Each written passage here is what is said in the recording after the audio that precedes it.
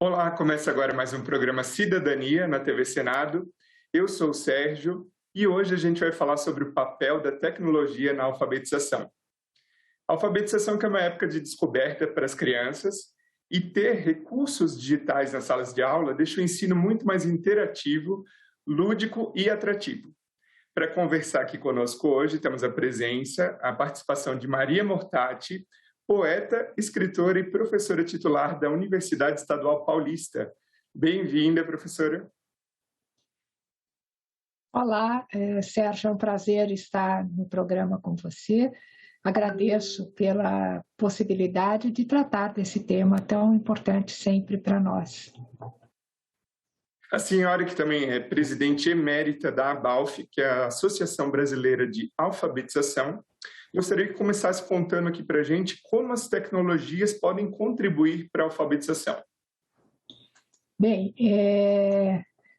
eu acho que sempre dizemos assim, em primeiríssimo lugar, vamos estabelecer um pouco aqui o que estamos entendendo, né, por tecnologia.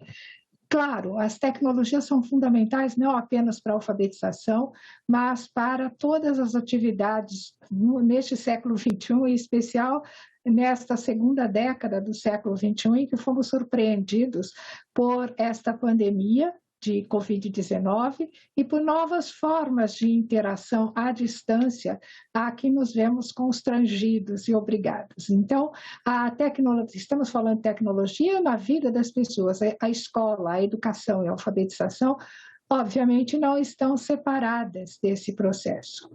E, em particular, penso que estamos sempre nos referindo, com tecnologia, estamos referindo às tecnologias digitais de informação e comunicação, né? Que são provavelmente aquelas de maior uso e mais frequentes no ambiente escolar. E é preciso também lembrar que nós estamos tratando neste tema de alfabetização, e que alfabetizar é um processo que envolve ensinar a ler e escrever. Isso tem implicações enormes, dependendo de como se entenda o que é ensinar e o que é aprender a ler e escrever. Posso só ressaltar, né, por enquanto, podemos expandir depois essas reflexões, é que esse processo pode ser entendido como uma mera compreensão da relação entre fonema e grafema, por exemplo, sons e letras. Pode ser entendido como uma compreensão mais ampla de processos de leitura e de produção de textos, mesmo que nas condições que as crianças tiverem. Mas estamos falando de crianças, mas temos que falar também de jovens, adultos e idosos. A alfabetização escolar, portanto, de crianças e o papel das tecnologias na alfabetização escolar de crianças o papel é bastante visível, digamos assim, talvez menos visível na alfabetização de jovens, adultos e idosos, ou seja, de pessoas com mais de 15 anos de idade que, não tendo se alfabetizado no período regular, da alfabetização regular, passam a integrar aquele grupo que nós costumamos denominar de analfabetos. Então, o analfabetismo, em relação a esse grupo da alfabetização escolar, o analfabetismo se refere àqueles que não aprenderam a ler e escrever.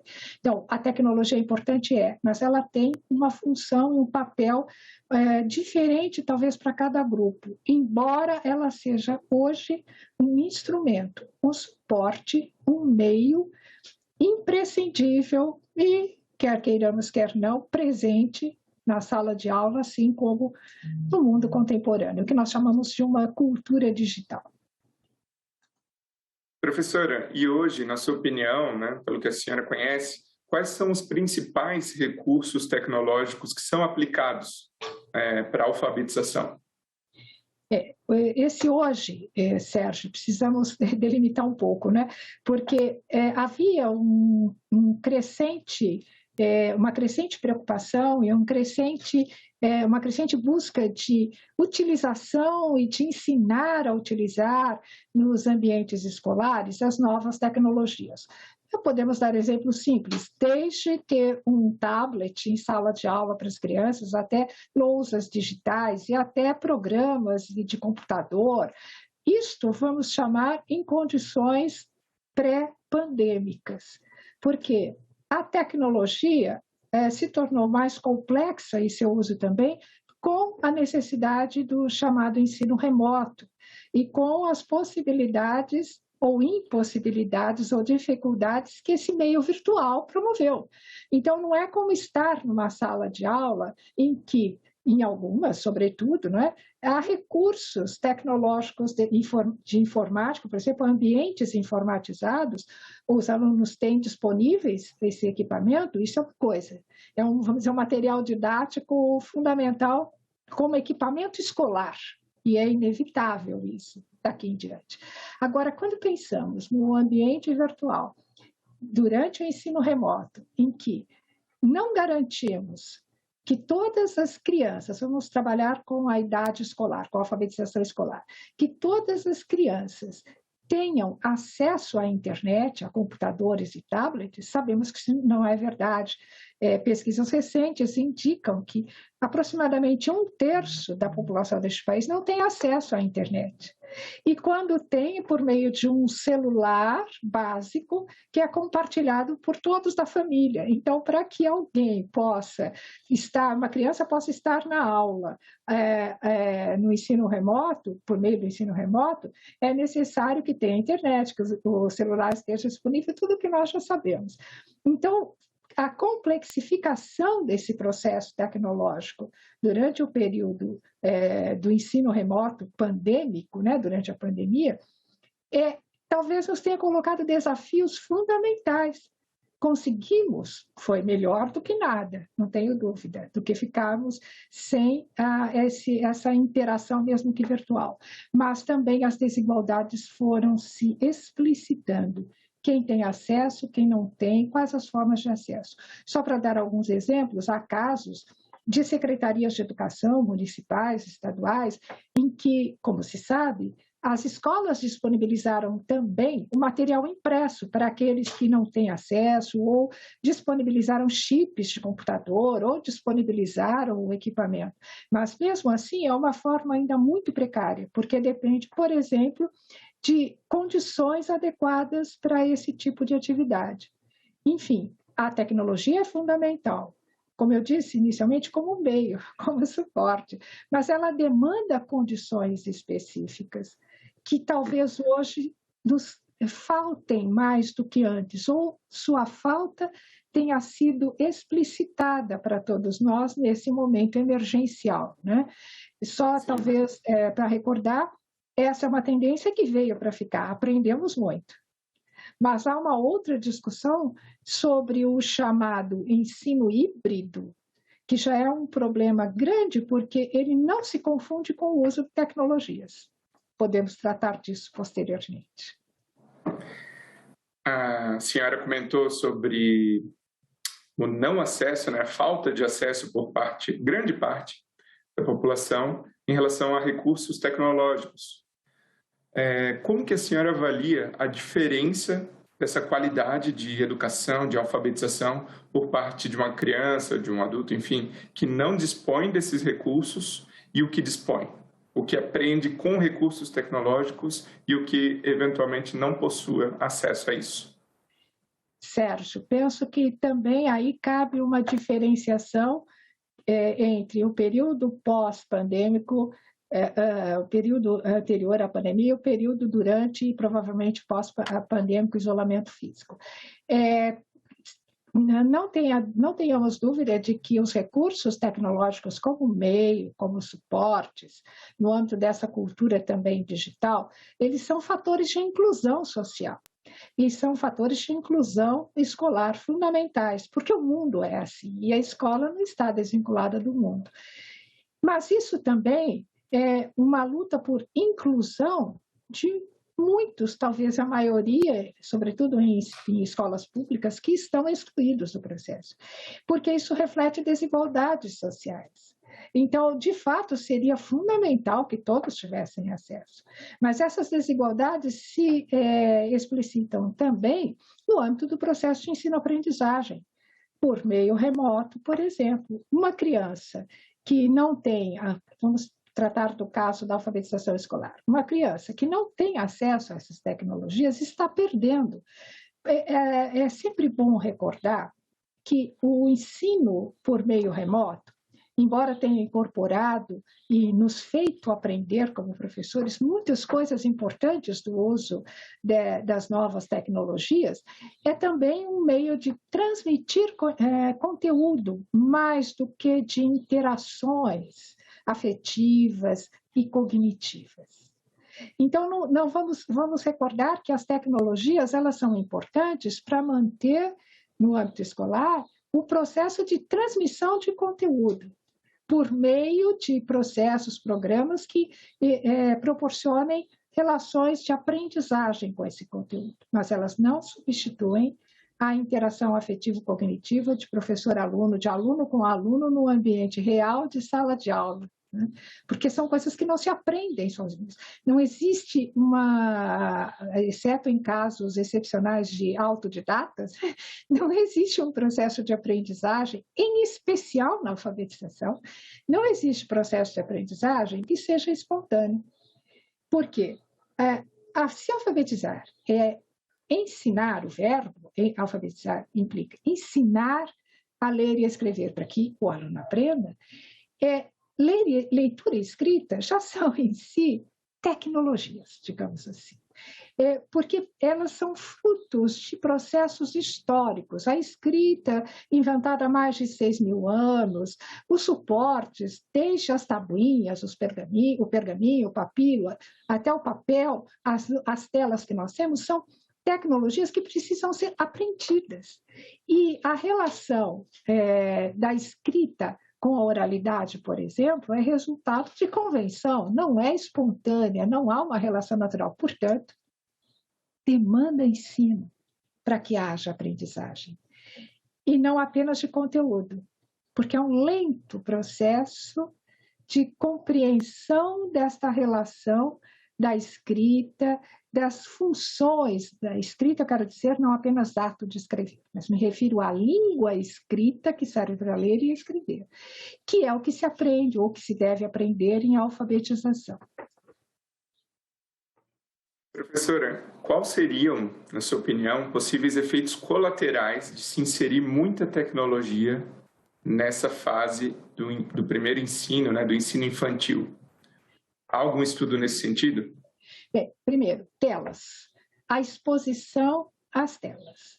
Isso é um problema já demonstrado por pesquisadores, não apenas pesquisadores de neurociências, mas também da área de psicologia, por exemplo, como é que essa exposição às telas virtuais causa, primeiro, um cansaço mental muito grande, porque não é possível ficar muito tempo perto dessa excitação visual, dessa excitação cognitiva que a tela proporciona, diferentemente do papel, do texto que se lê no papel.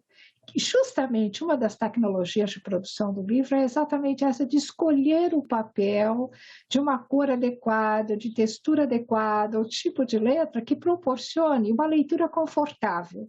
E o confortável no sentido sensorial, inclusive, que convide o leitor. É diferente da tela. Não sou contrária à tela, eu penso que são conquistas importantes que temos que valorizar, mas elas têm que ser equilibradas.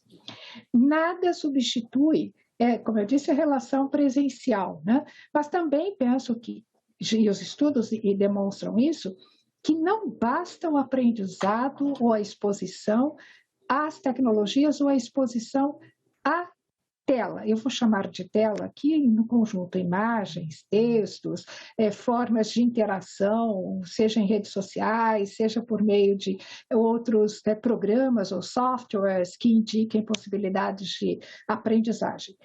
não é suficiente. Aliás, não deve ser suficiente, porque o tempo de exposição deve ser supervisionado e o tempo de exposição deve ser ponderado de um ponto de vista pedagógico, psicológico, para se obterem os fins que se imaginam poderem obter com a aprendizagem dos alunos. Então, é fundamental? É, mas é fundamental como meio, como suporte. Não é nunca demais dizer, porque há uma confusão que se faz nos últimos tempos, que esse processo que vivemos, esse contexto nos coloca. A tecnologia não é metodologia, não é um método de ensino. Que isso fique muito claro, e não substitui o professor e também não substitui o impresso. Ótimo.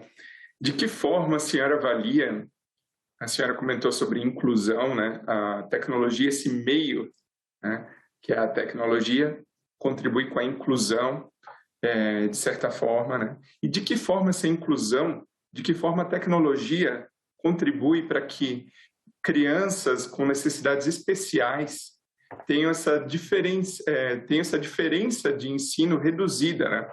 Essa desigualdade reduzida quando aprendem com o uso de recursos tecnológicos.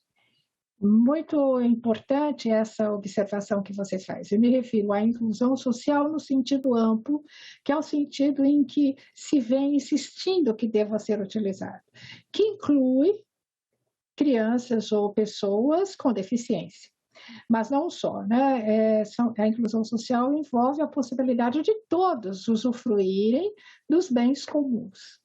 A tecnologia auxilia, eu vou me referir inicialmente à inclusão social, por exemplo, daqueles que estão excluídos, vamos tratar assim, historicamente, como, por exemplo, parcelas da população ou parcelas de grupos sociais que são menos favorecidos socialmente ou que estão em situação de vulnerabilidade social, de vulnerabilidade educacional.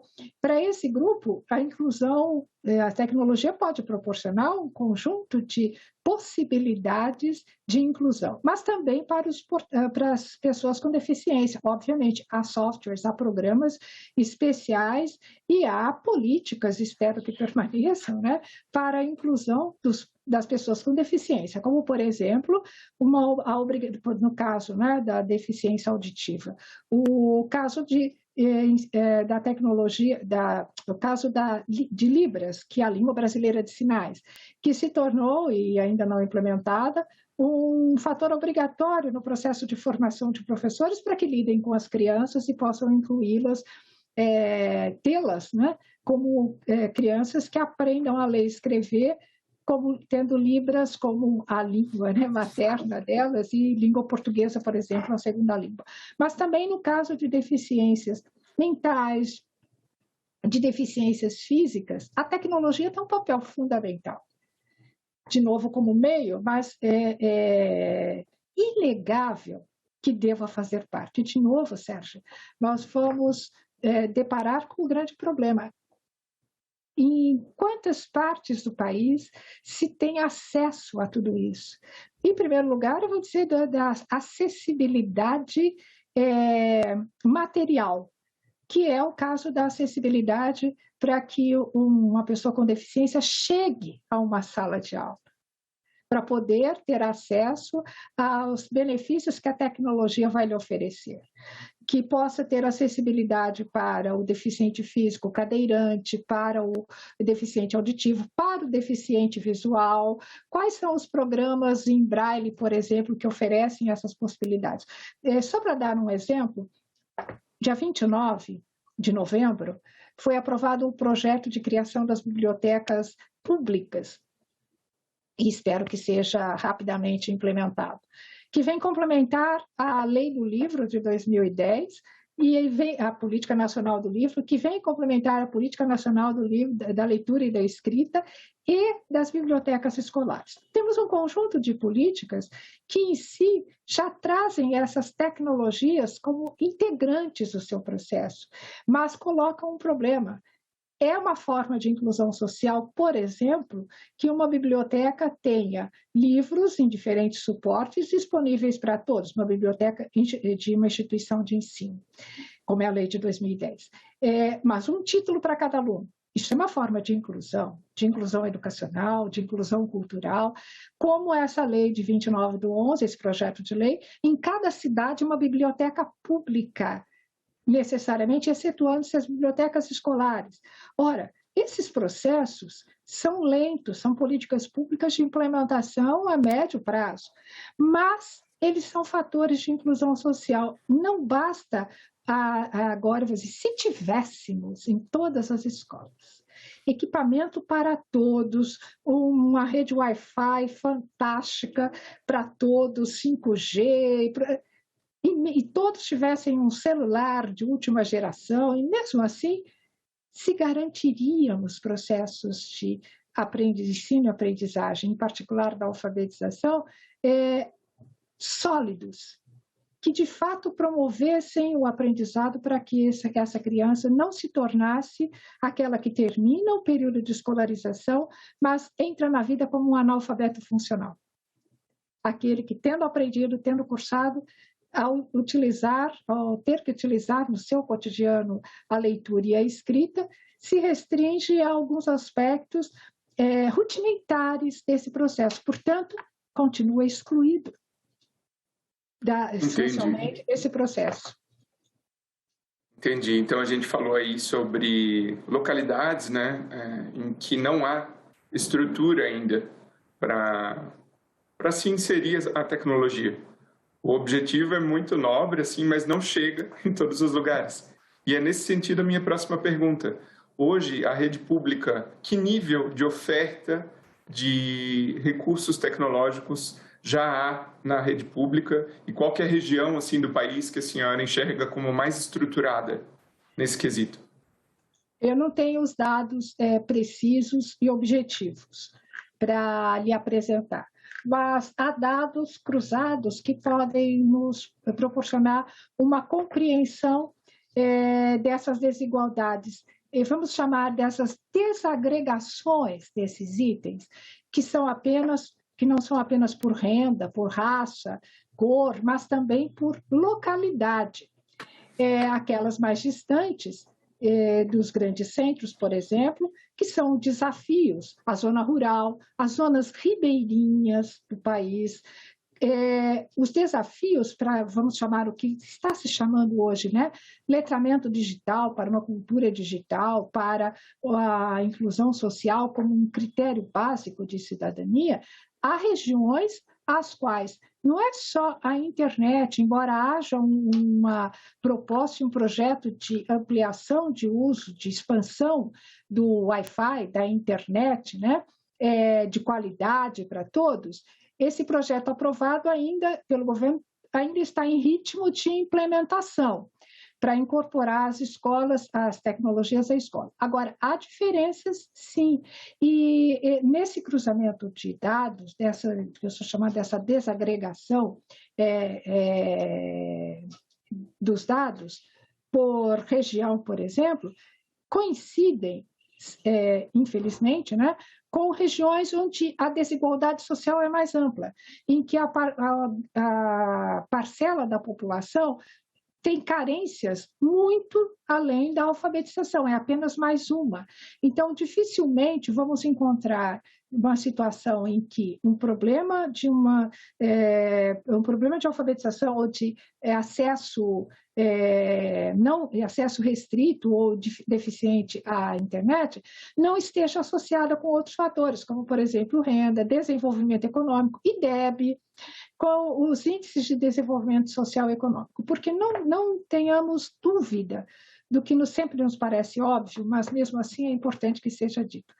Nós estamos tratando de alfabetização, mas a alfabetização não está restrita a aspectos técnicos, pedagógicos. Ela é um problema social que exige soluções sociais, um problema político, não no sentido político partidário, mas político no sentido de um projeto de nação, de desenvolvimento social, econômico, e sabe-se muito bem disso, que nós estamos tratando de propostas e necessidades de alfabetização como base da educação e essa educação como base do desenvolvimento social. Esse não é um problema, como se sabe, estritamente brasileiro. Os problemas de altos índices de analfabetismo, por exemplo, na população de 15 anos ou mais, não são exclusivos do Brasil. Tivemos avanços, mas ainda temos, segundo a última PNAD, temos ainda 11 milhões de analfabetos. Temos ainda 6,6. O Plano Nacional de Educação Decenal 2014-2024 propunha, a sua meta 9 é erradicar o analfabetismo até 2024. Nós estamos em 2021 e atingimos a meta que era prevista para 2015. Nós estamos com uma defasagem. Isso no âmbito do Plano Nacional de Educação, mas poderíamos ver o Plano Nacional do Livro da Leitura, o Plano Nacional de Bibliotecas, o Plano Nacional do Livro, que são políticas de médio prazo. Elas envolvem aspectos econômicos, sobretudo. Elas envolvem um projeto de nação. Então, são mais do que técnicas, métodos, projetos isolados. Tem que ser uma ação coletiva, um projeto coletivo que considere a história do que já foi feito, para não haver interrupção, como está havendo em muitos programas e políticas públicas, que foram conquistas. Para recuperar isso, como para recuperar a aprendizagem, digamos, dessas crianças durante o período traumático, vai ser bastante difícil, vai. Para recuperar o tempo em que estamos interrompendo políticas públicas importantes, políticas estruturantes das últimas décadas, interrompidas, vai ser muito difícil recuperar. Mas esse é o nosso objetivo, porque são elas que fazem a mudança, não são ações isoladas que fazem essa mudança. Isso aí, entendi. Professora, muito obrigado pela sua participação aqui no Cidadania e o meu muito obrigado a você que nos prestigia com a sua audiência. Esse programa já está disponível no site do Senado Federal e no nosso canal no YouTube. Aproveita e se inscreve lá. Se você tiver alguma dúvida ou sugestão, pode mandar para a Ouvidoria do Senado Federal. A gente se vê na próxima. Um abraço.